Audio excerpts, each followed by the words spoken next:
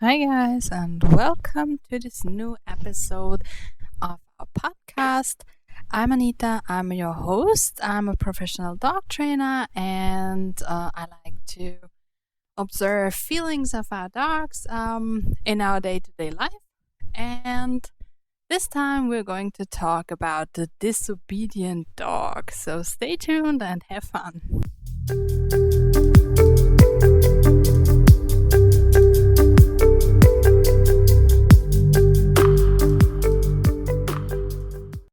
All right, so the disobedient dog.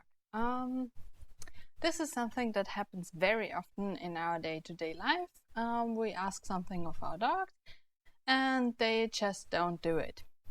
And sometimes it's getting a little frustrating for us. Sometimes we even get angry because you might think your dog does this to spite you or just is stubborn and stuff like that. Even some breeds are described as stubborn because they just don't do things on the first time, or they just don't do everything just because it's asked. And I just want to give you a little insight about why this happens. There are really a lot of reasons. So sometimes it's just two conflicting motivations for the dog. So we have some kind of distraction, and the dog is looking at the distraction or is somehow behaving according to the distraction. And we ask something, and for our dog, it's just impossible to do that because, for example, there is a rabbit running away, and the dog wants to chase it, and we ask a sit. That's a very hard behavior in this situation because the dog is very excited and very ready to jump and run and chase that rabbit. And we ask a totally calm and totally still behavior of him. So this is unlikely. And there might be dogs who obey the command because they are even more afraid of the consequences of being disobedient than the reward of chasing that rabbit would be. But of course, this is something we don't want to achieve. We don't want to have our dogs scared of some kind of consequence for a behavior or refusing to do something. Because whenever something like that works, it only works based on either fear or pain. And we've talked about this before. We don't want that, and therefore it's not an option. All right, so we have conflicting motivations. And other times we just have to look at the environment. If we take our sit example again, we ask our dog to sit, and the floor is wet, and maybe our dog doesn't like that. Then he won't comply as fast as he normally would. Of course, it's always a question of motivation, and that motivation can, again, as always, be something positive or something not so nice. And if we want to focus on the positive stuff, then we have to increase the quality of our reward. So if we like to ask something in a very hard situation of our dogs, then we should reward it accordingly. So the harder the situation or the harder the circumstances for the dog, the better the reward should be. And of course, the best rewards would be those who tend to the needs and the original motivation behind the dog's behavior. Of course, we've talked about that as well, but it's so very important. So for the dog, it's the same as for us with our paycheck. We won't work for a company very long if we don't get paid according to the things or the difficulty of the things we have to do. And it's the same for our dogs. So if a dog doesn't obey or comply to something, just think about how hard is this for the dog at that moment. And no dog does something or doesn't do something just to spite you. It's not in the nature of a dog.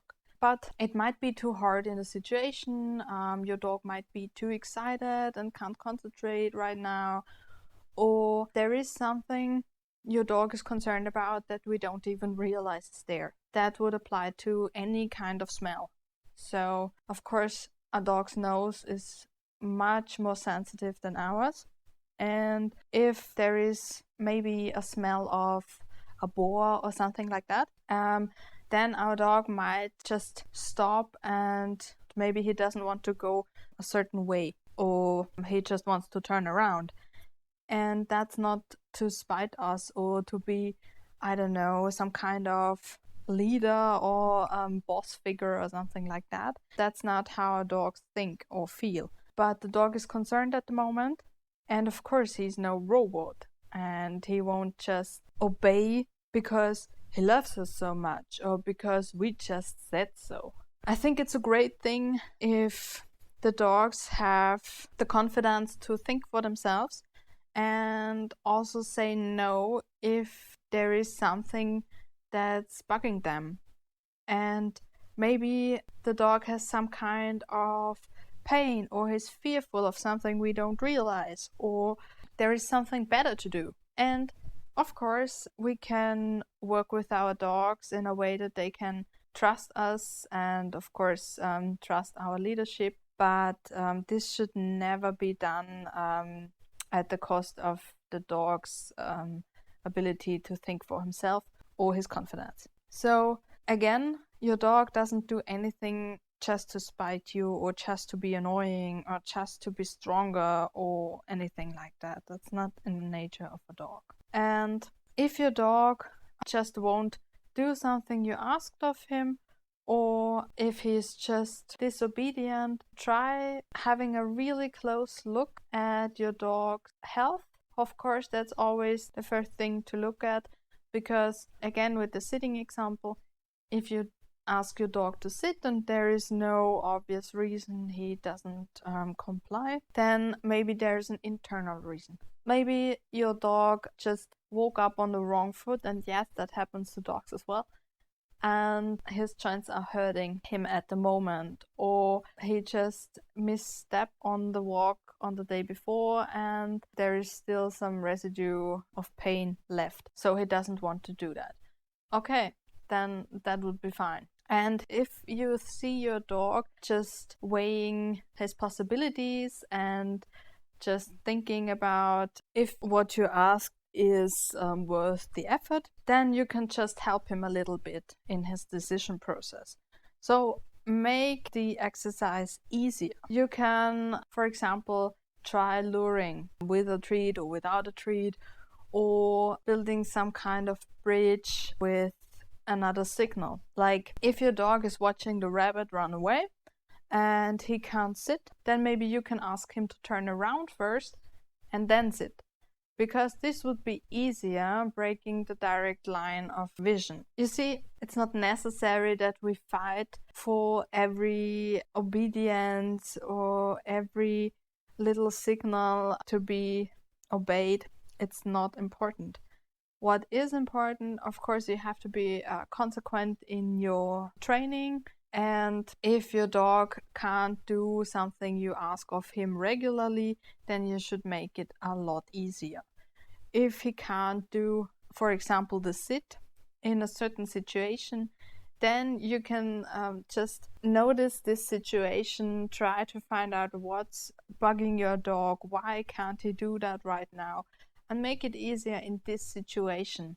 If this happens once in a while, it's not dramatic. You won't erase the behavior immediately after your dog doesn't obey one time. So another thing why we use positive reinforcement rather than any kind of punishment is because we want our dog to be able to decide if the behavior is worth it right now, if it's not, if there are some competitive motivation or triggers. And if our dog decides to leave some kind of trigger and do what you asked of him, then of course the reward should be extremely nice. And Another thing that's very often described as just bad behavior or just some kind of punishment for us as humans is destroying anything or lying on anything when we're not home.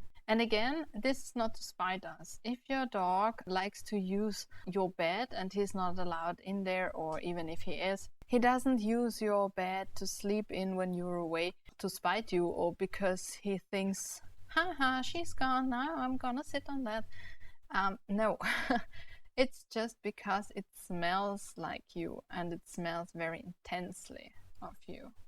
And of course your dog wants to be close to you, but he can't because he's alone. And then he will get into some kind of spot where your smell is very present.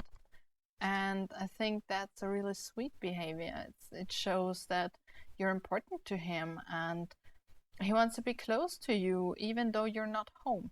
So it's really sad that we think dogs do that to spite us. And for destroying stuff, or peeing or pooping in the house when they're left alone, that's also not to spite us. It's just because they have trouble being alone. That can either be if they're bored, which would be very rare, or if they are just really stressed out. A dog who can't be alone has really issues with panic as the basic emotion. So this is really, really horrible for the dog. And some dogs like to chew on stuff to release a little bit of stress and to calm themselves down. And if that's the case, you should really train your dog to be comfortable while he's alone, because your dog is feeling really, really, really horrible. And you are the owner, and it's your responsibility to change that. And if your dog needs to chew on something to feel better, then the empath's way, or the nice way of dealing with that, would be to give him something to chew on. It's not necessary to just forbid him to do that. If he needs to do that, then give him something where he can just lift that need and let out some tension on something that's not worth anything, like the middle thing of a toilet paper roll, or some kind of old towel, or a chew toy, or anything where you can put in some treats and let your dog rip it apart. You can do that even with your trash, if that's not dangerous for your dog. So you see, it's a lot easier to just watch the motivation behind a behavior or a refusal to do something and work with the needs of your dog and see what's the motivation behind that, and then work with it instead of just fight with your dog over some signal, command, rule, whatever you want to call it. It's not necessary, and it's definitely no fun. So, of course, dog training should be fun, and it should be fun for you and your dog. Of course, you do want that as well. And it's just a little bit of reprogramming our expectations.